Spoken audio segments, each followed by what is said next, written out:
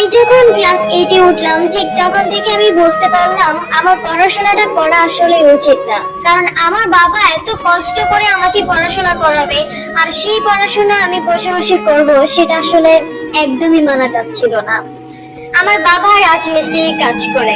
আমার বাবা যখন এত কষ্ট করে আমাদেরকে লালন পালন করতেছিল তখন আমি ভাবলাম আমার তো শুধুমাত্র একটা বোন আর আমি, আমার বোনটাকে না হয় আমি পড়াশোনা করাই আর আমি না হয় পড়াশোনা নাই করি।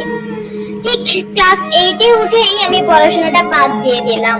বাদ দিয়ে দেওয়ার পর আমার একটা বড় ভাই বলল, তুই পড়াশোনা কর, তোকে আমি পড়াশোনা করাবো, কিন্তু তার পাশাপাশি তুই কোনো একটা কাজকর্ম করবি। আমি বললাম আচ্ছা ঠিক আছে, তাহলে তো কোনো কথাই নেই।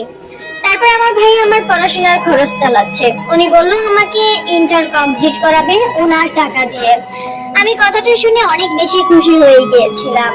তারপর থেকে আমি ওই বাড়িতে যাইতাম সব সময়, ওই বাড়িতেই আমি সব সময় খাওয়া দাওয়া করতাম, সবকিছুই করতাম। তার পাশাপাশি আমি আমার বাবার সাথে আমি রাজমিস্ত্রির কাজ শিখছি।